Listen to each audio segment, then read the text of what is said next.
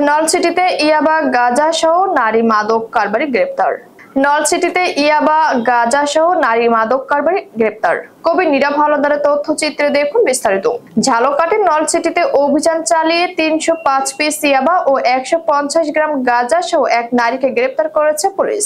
শনিবার ২ আগস্ট রাত ৯টা ৪৫ মিনিটে পৌর শহরের ফেরিঘাট সংলগ্ন এলাকায় এ অভিযান চালানো হয়।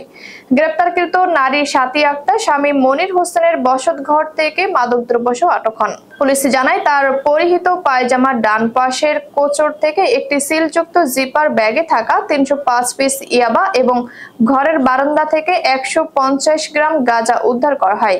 নলছিটি থানার এসআই LM আতাউর রহমানের নেতৃত্বে এ অভিযান পরিচালিত হয়। উপস্থিত সাক্ষীদের সামনে আলামত ওজন করে জব্দ করা হয়েছে। এ বিষয়ে নলছিটি থানার ভারপ্রাপ্ত কর্মকর্তা ওসি আব্দুল সালাম জানান, গ্রেপ্তারকৃত ব্যক্তির বিরুদ্ধে মাদকদ্রব্য নিয়ন্ত্রণ আইনে একটি মামলা দায়ের করা হয়েছে এবং তাকে আদালতে সোপর্দ করা হয়েছে।